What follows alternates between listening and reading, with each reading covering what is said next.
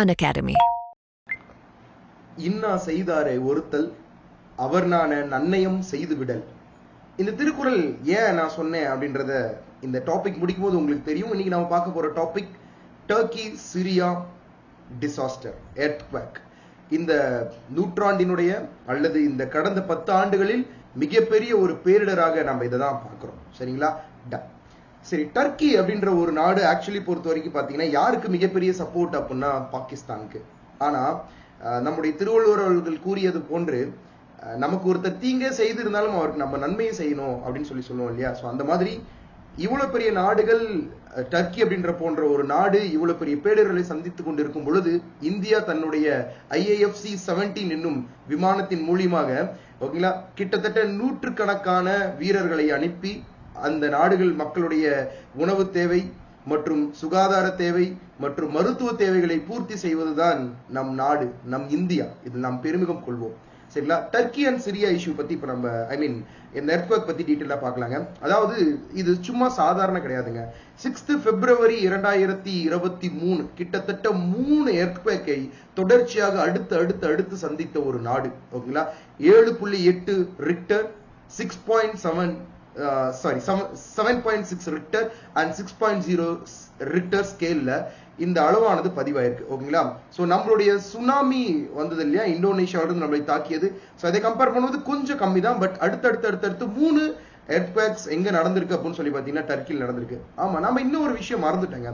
Turkey அப்படின்ற நாட்டினுடைய பெயர் புதிதாக டர்க்கியே என்று அழைக்கப்படுகிறது. TURKIYE அப்படின்னு அழைக்கப்படுகிறது. இந்த நாடு பொறுத்த வரைக்கும் பாத்தீங்க அப்படின்னா இந்த நாடு ஒரு டிரான்ஸ் கான்டினென்டல் கண்ட்ரி அப்படின்னு சொல்லலாம். அதாவது இந்த நாடு யூரோப்பிலும் முழுமையாக இல்லாமல், ஆசியாவிலும் முழுமையாக இல்லாமல், 2 நாடுகளுக்கும் இடையே, 2 கண்டங்களுக்கும் இடையே இந்த நாடானது அமைந்திருக்கு. 2 கண்டங்களிலுமே தன்னுடைய நிலப்பரப்பை இந்த டர்க்கியே என்னும் நாடு பகிர்ந்து கொள்கிறது. சரிங்களா?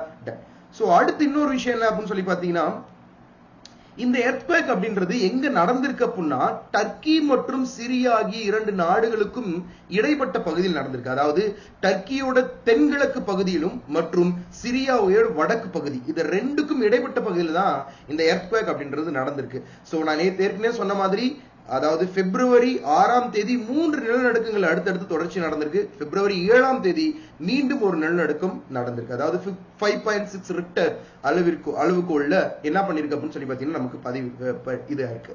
பட் இதுல இன்னொரு விஷயம் என்ன அப்படின்னு சொல்லி பாத்தீங்கன்னா எனக்கு சில கேள்விகள் இதுல இருக்குங்க. ஓகேங்களா? பாகிஸ்தானுக்கு சப்போர்ட் பண்ணக்கூடிய டர்க்கிக்கு இந்தியா சப்போர்ட் பண்ணும். சரி, சிரியா என்னும் நாடிற்கு உலக நாடுகள் ஏன் ஹெல்ப் பண்றதுல மிகப்பெரிய ஒரு தாமதமோ அல்லது செய்ய வேண்டாம் அப்படின்ற ஒரு எண்ணமோ ஏன் எல்லா மக்களுக்கும், உலக நாடுகள் அனைத்திற்கும் மனதில் இருக்கு?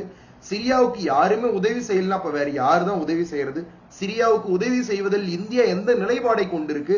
சோ அப்படின்ற அளவுக்கு எல்லாத்தையுமே டீடைல்டா இன்னைக்கு நம்ம இந்த கிளாஸ்ல பார்க்கலாங்க. சரிங்களா? சோ இது எங்க இந்த நிலநடுக்கம் எக்ஸாக்டா எங்க நடந்திருக்கு அப்படின்னு சொல்லி பாத்தீங்க அப்படின்னா நுர்காரி, NURDAGI ஓகேங்களா, GRI நுர்கிரி அப்படின்ற ஒரு மாவட்டம், ஓகேங்களா, கசியன்டெப் GAZIANTEP கசியன்டெப் என்னும் ப்ராவின்சஸ்ல தான் இந்த எர்த்குவேக் நடந்திருக்கு. கிட்டத்தட்ட ஒரு 56 கிலோமீட்டர் டெப்த்ல நிலத்துக்குள்ள ஃபோக்கஸ் என்னும் இடம், அந்த ஃபோக்கஸ் அப்படின்றதுடைய பெயர் என்ன அப்படின்னா அந்த இடத்துலதான் நிலநடுக்கம் ஆரம்பித்த ஒரு பகுதி அப்படின்னு சொல்லுவோம். அதாவது அந்த ஷடன் ஷேக், அந்த ராக்ஸ் எல்லாம் உடஞ்சி திடீர்னு அந்த ஒரு நிலநடுக்கம் ஏற்பட்டது அப்படின்றது நிலத்தினுடைய மேற்பரப்புல இருந்து ஒரு 58 கிலோமீட்டர் ஆழத்துல தான் என்ன பண்ணிருக்கு அப்படின்னு சொல்லி பாத்தீங்கன்னா அந்த ஒரு ஷடன் ஷேக் நடந்திருக்கு. அதுதான் நம்ம ஃபோக்கஸ் அப்படின்னு சொல்லுவோம். ஃபோக்கஸ்க்கு இன்னொரு பேர் என்னன்னு சொல்லுவாங்கன்னா ஹைப்போ சென்டர் அப்படின்னு சொல்லுவாங்க. இப்போ நிலத்துக்கு உள்ள ஒரு இடத்துல எர்த்குவேக் ஏற்பட்டிருக்கு அப்படின்னா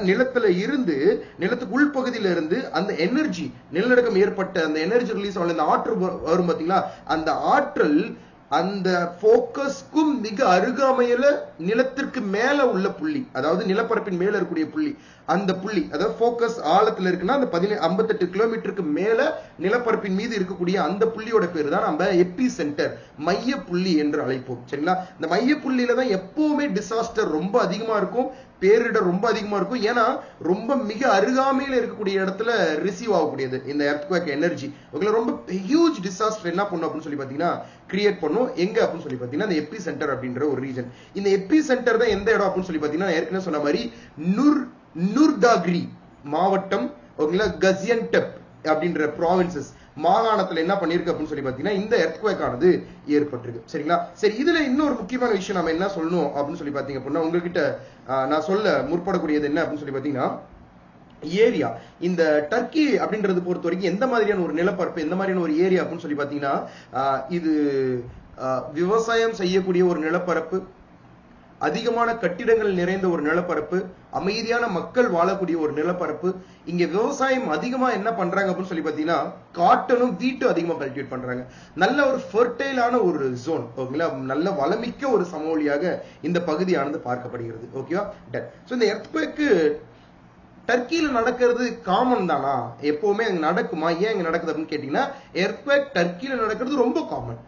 ஏன், என்ன காரணத்தினால அப்படி சொல்றேன் அப்படின்னு சொல்லி பாத்தீங்கன்னா, நிறைய பேருக்கு இப்ப இருக்கக்கூடிய டவுட் அதுதான். சார், டர்க்கில எர்த்குவேக் நடந்திருக்கு, கிட்டத்தட்ட 6000த்திற்கும் அதிகமான நபர்கள் இறந்து போயிருக்காங்கன்ற எண்ணிக்கை இன்னும் அதிகரித்து கொண்டேதான் போகுது. அதெல்லாம் எங்களுக்கு தெரியுது. பட் ஏன் அங்க பர்டிகுலர் எர்த்குவேக் நடக்கணும் அப்படின்னா, சோ நண்பர்கள், நீங்க ஒரு விஷயத்தை நல்லா தெளிவா புரிஞ்சுக்கணும். அதாவது இங்க 3 முக்கியமான தட்டுகள், 3 முக்கியமான கண்டத்தட்டுகள் ஒன்று கூடக்கூடிய ஒரு இடம் தான் இந்த டர்க்கி. அந்த எக்ஸாக்டான அந்த பிளேட் மார்ஜின், ஓகேங்களா, அந்த தட்டினுடைய பகுதி, அந்த சங்கமிக்கக்கூடிய ஒரு இடம், ஓகேங்களா, ட்ரை ஜங்ஷன் பிளேட் அப்படின்னு சொல்லுவாங்க. என்னென்ன தட்டு அப்படின்னா, ஆப்பிரிக்கன் கண்டத்தட்டு, ஆப்பிரிக்கன் கான்டினென்டல் பிளேட், யுரேஷியன் கண்டத்தட்டு, யுரேஷியன் கான்டினென்டல் பிளேட், அண்ட் தென் Asian Arabian continental plate, Arabian கண்டத்தட்டு. இந்த 3 தட்டும் ஒன்றாக சேரக்கூடிய இடம், மீட் பண்ணக்கூடிய இடம் தான் எது அப்படின்னு சொல்லி பாத்தீங்கன்னா, இந்த சிரியாவில் இருக்கக்கூடிய நாம் பார்த்த அந்த கசியன்டெப் அப்படின்னு சொல்லக்கூடிய அந்த மாகாணம். சரிங்களா,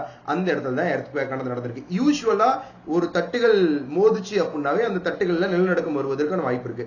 2 தட்டுகள் விலகினாலும் அந்த இடத்துல நிலநடுக்கம் வருவதற்கான வாய்ப்பு இருக்கு. இங்க 3 தட்டுகள் ஒன்றோடு ஒன்று மோதுகின்றன. இந்த தட்டுகள் எந்த டைரக்ஷன்ல மூவ் ஆகலாம், எந்த பக்கம் வேணாலும் நகரலாம், ஒன்றோடு ஒன்று மேலே ஏறலாம், கீழே இறங்கலாம், எது வேணாலும் நடக்கலாம். இதனுடைய மூவ்மெண்ட் எதை அடிப்படையாக அப்படின்னு சொல்லி பாத்தீங்கன்னா, தட்டுக்கு கீழே இருக்கக்கூடிய மேண்டில் என்னும் அந்த பகுதியில இருக்கக்கூடிய கன்வெக்ஷனல் கரண்ட், அங்க இருக்கக்கூடிய மேக்மாவுடைய மூவ்மெண்ட் எப்படி இருக்கு, எதை நோக்கி இருக்கு, அதோடைய பயணம் எதை டைரக்ஷன் நோக்கி இருக்கு அப்படின்றத பொறுத்துதான் அந்த தட்டுகள் என்ன பண்ணும் அப்படின்னு சொல்லி பாத்தீங்கன்னா நகரும். ஓகேங்களா, டன்.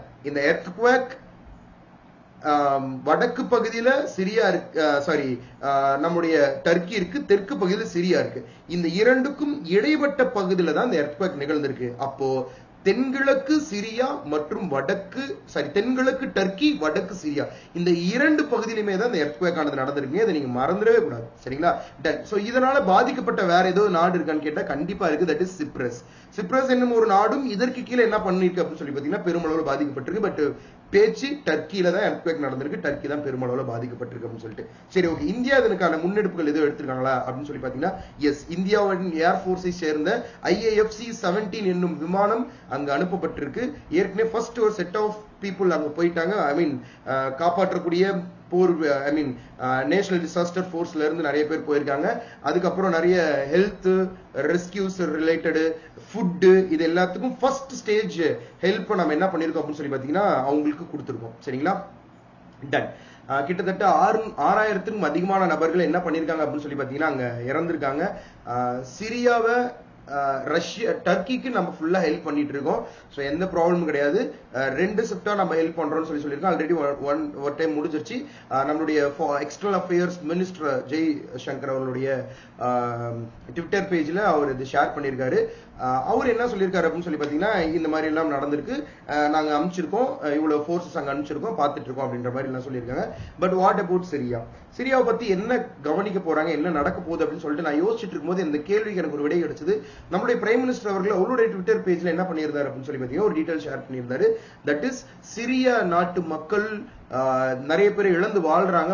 எங்களுடைய ஆழ்ந்த இரங்கலை தெரிவிச்சுக்கிறோம். At the same time India அப்படின்ற ஒரு நாடு சிரியாவுக்கு உதவுவதற்கு எப்பொழுதும் உதவிக்கரம் நீட்டுவதற்கும் தயாராக உள்ளது அப்படின்ற ஒரு விஷயத்தையும் என்ன பண்ணிருக்காரு அப்படின்னு சொல்லி பாத்தீங்கன்னா பிரைம் மினிஸ்டர் சொல்லியிருக்காரு. உதவிக்கரம் நீட்டுமா அப்படின்றத என்னுடைய கேள்வி. ஏன் எல்லா நாடுகளும் முன் வர பயப்படுறாங்க அப்படின்னு சொல்லி பாத்தீங்கன்னா, கிட்டத்தட்ட 11 வருடங்களாக அங்க நமக்கு உங்களுக்கு தெரியும் சாங்ஷன்ஸ் போயிட்டு இருக்கு, போர் போயிட்டு இருக்கு சிரியாவில். ஸோ அதனால நிறைய கண்ட்ரிஸ் உள்ள வர்றதுக்கு அண்ட் ஹெல்ப் பண்றதுக்கு பயப்படுறாங்க. யாரு தைரியமா முன் வந்து ஹெல்ப் பண்ணிட்டு இருக்காங்க அப்படின்னு சொல்லி பாத்தீங்கன்னா தட் இஸ் ரஷ்யா. ரஷ்யா சிரியாவுக்கு ஹெல்ப் பண்ணிட்டு இருக்காங்க. ரஷ்யா சிரியாவில் அமைதியை கொண்டு வரும் அப்படின்னு சொல்லிட்டு அவங்களுடைய படையினர் ஆல்ரெடி அங்க இருக்காங்க. அட் தி சேம் டைம் நிறைய medical resource persons and then food இது எல்லாத்தையும் சப்ளை பண்ணிருக்காங்க சிரியா மக்களுக்கு. we will take care of them அப்படின்ற ஒரு விஷயத்தையும் அவங்க முன்னெடுத்து வச்சிருக்காங்க. So most of the countries are reluctant to help Syria, but Russia is there always to help Syria அப்படின்ற ஒரு விஷயம் தான். பட் இந்தியா அப்படின்ற ஒரு நாடும் அவங்களோட ஒன்று சேர வேண்டும் என்பது என்னுடைய விருப்பமாக இருக்கிறது. சேரும் அப்படின்ற ஒரு நம்பிக்கை எனக்கு இருக்கு, உங்களுக்கும் இருக்கும் அப்படின்னு நான் நம்புறேன். அட் தி சேம் டைம் இந்த கிளாஸ் உங்களுக்கு பிடிச்சிருக்கும் நான் நம்புறேன். உங்களுக்கு டவுட்டா இருந்த எல்லா டாபிக்ஸ் இது கீழே கிளியர் ஆயிருக்கும் அப்படின்னு நான் நம்புறேன் நண்பர்களே. ஸோ மீண்டும் ஒரு சூப்பரான ஒரு கிளாஸ்ல நான் அடுத்த டாபிக்ல உங்களை சந்திக்கிறேன். இந்த கிளாஸ் பிடிச்சிருந்தா மறக்காம லைக் பண்ணுங்க, ஷேர் பண்ணுங்க, கமெண்ட் பண்ணுங்க, உங்க நண்பர்களுக்கு இதை பத்தி தெரியப்படுத்துங்க. மீண்டும் உங்களை அடுத்த கிளாஸில் சந்திக்கிறேன். அதுவரை விடைபெறுவது உங்கள் நான் எம்பிஆர். நன்றி, வணக்கம். Subscribe to Unacademy. Use referral code Manikandan to get discounts in all subscription. Thank you so much. நன்றி, வணக்கம் நண்பர்களே. Thank you. Unacademy. Let's crack it.